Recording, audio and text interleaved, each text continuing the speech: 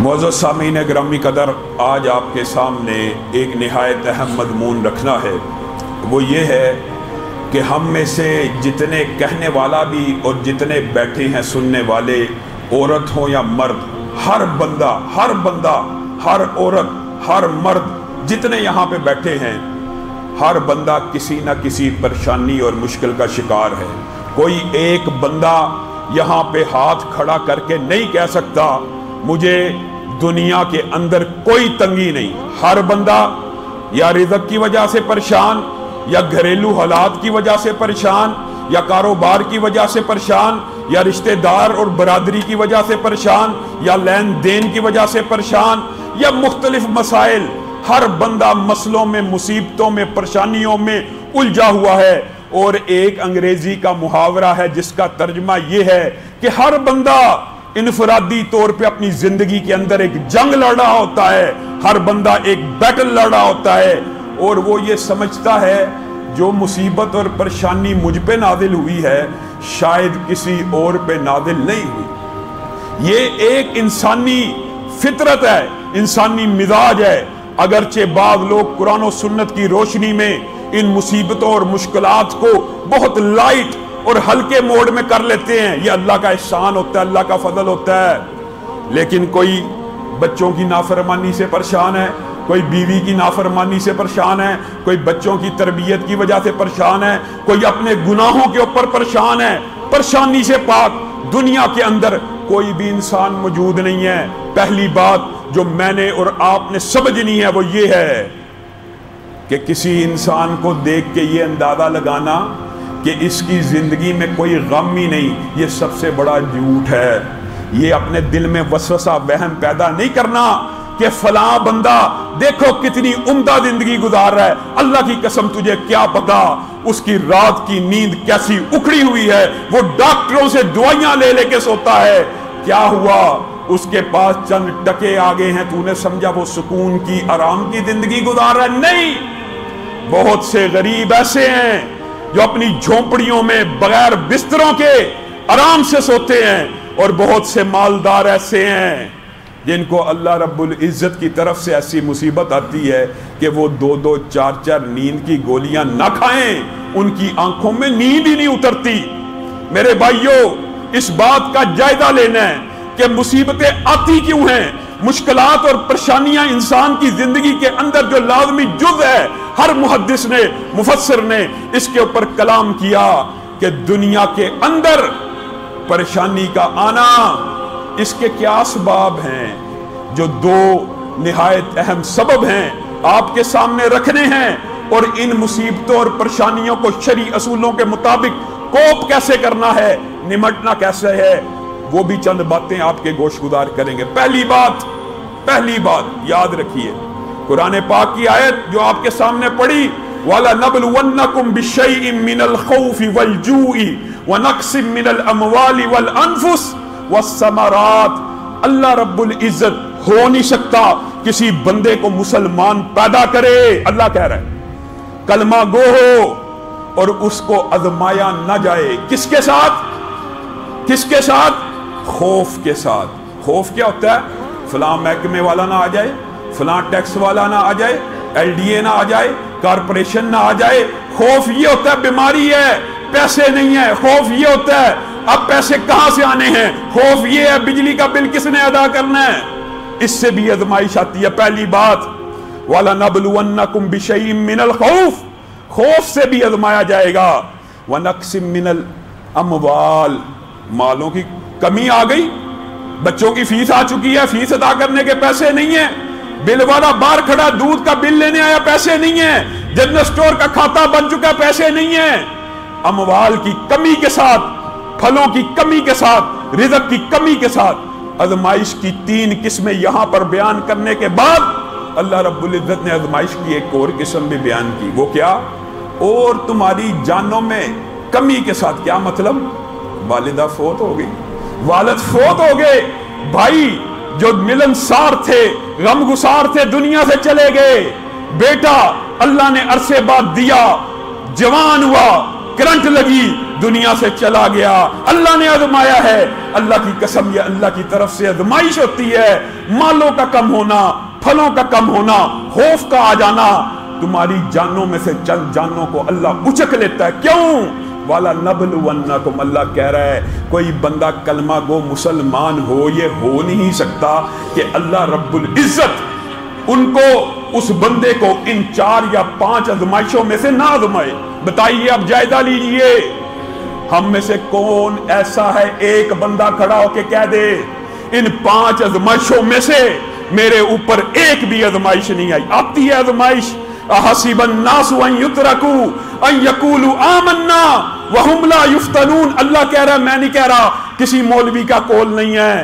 کیا بندہ مسلمان نے, کیا بندہ مومن نے یہ گمان کر لیا کہ وہ لا الہ الا اللہ کا کلمہ پڑھ کے اسلام میں داخل ہو گیا اور اب وہ آزمایا نہیں جائے گا, اب اس کے اوپر فتنہ نہیں اترے گا؟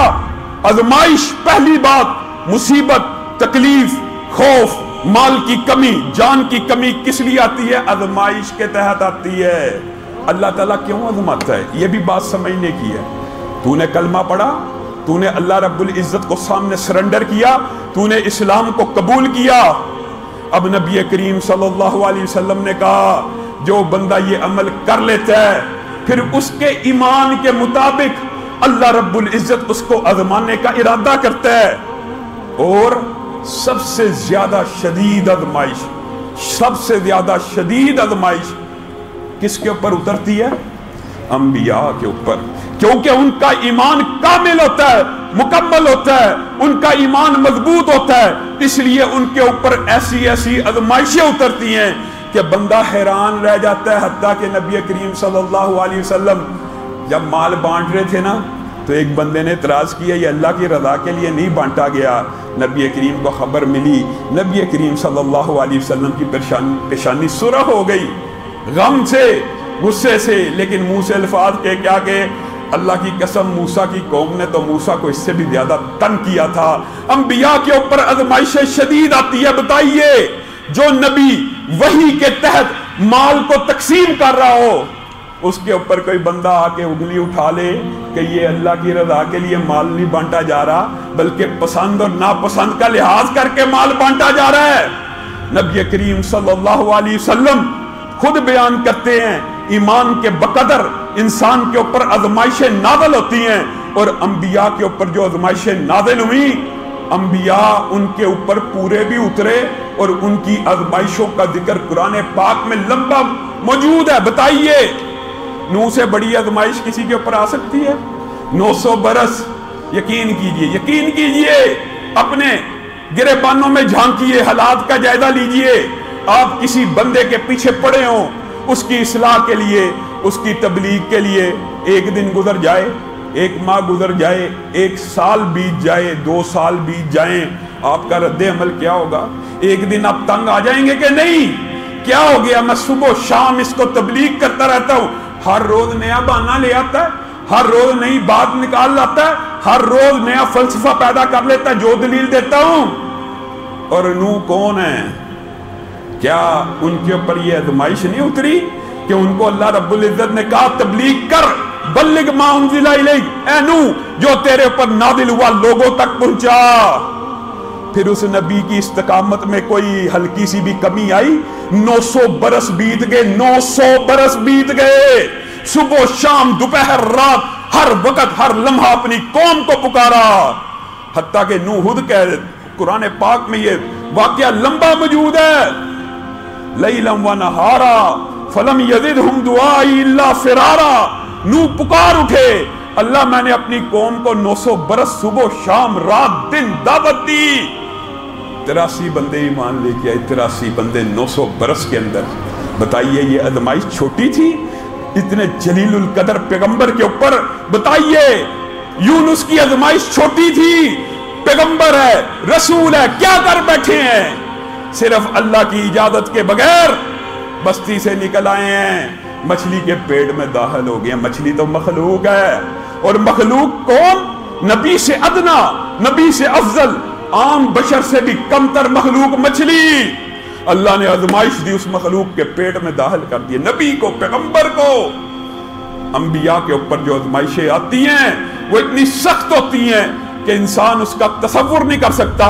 آپ حضرت ایوب کی آزمائش کا جائزہ لیجئے، 17 برس بیماری کے اندر، بیماری زبان کے طرف بڑھ رہی ہے، تو اللہ کو کہتے ہیں اللہ تیری ہر بیماری کے اوپر، تیری ہر مصیبت کے اوپر صبر کیا، لیکن اس زبان کے اوپر اس بیماری کو غالب نہ آنے دینا، کہیں یہ زبان تیرے ذکر سے محروم نہ رہ جائے۔ یہ انبیاء ہوتے ہیں، 17 برس کی بیماری کاٹی، زبان سے شکوہ بھی نہیں نکلا۔ پیغمبر یوسف ہے، 9 برس کی جیل کاٹی، زبان سے شکوہ نہیں نکلا۔ پیغمبر محمد الرسول اللہ صلی اللہ علیہ وآلہ وسلم ہے۔ اللہ اکبر، کہاں پہ ہیں؟ مکہ کے اندر۔ کون ہے؟ چچا داد، کون ہے؟ پھپھا داد، کون ہے؟ ماموں، کون ہے؟ رشتہ دار۔ ایک توحید کی دعوت دی، پورے کا پورا خاندان ہی دشمن ہو گیا۔ 13 برس اپنے ہی رشتہ داروں کی وادی کے اندر پتھر کھائے، مارے کھائیں، تانے اٹھائے، منہ سے کبھی اف نکلی، لب سے کبھی شکوہ نکلا، جب تک اللہ نے حکم نہیں دیا بس کر دیجئے پیغمبر میں آپ سے راضی ہو گیا، آپ نے استقامت کے پہاڑ کھڑے کر دیے ہیں، اب نکل جائیے، اس بستی کو چھوڑ دیجئے، یہ ظالم ہے جو آپ کے اوپر ایمان لے کے نہیں آ رہے۔ بتائیے، انبیاء کی آزمائشیں ان کے ایمان کے مطابق ہوتی ہیں، اور بندہ مومن کی آزمائش اس کے ایمان کے مطابق ہوتی ہے۔ ہاں کچھ لوگ اللہ کو ایسے پسند آتے ہیں جن کا ایمان اتنا مضبوط ہوتا ہے، اور انشاءاللہ جو آزمائش حضرت ابراہیم کے اوپر اتری اس حوالے سے، چونکہ ذی الحج کا مہینہ بھی قریب آ رہا ہے، اس حوالے سے انشاءاللہ مفصل گفتگو خطبات جمعہ میں واعظ اور نصیحتیں، لفظ لفظ حکمتیں، ابر علم و آگہی سے برستی بارشیں، شرع کے امور سے، دین کے شعور سے، قلب و ذہن جگمگا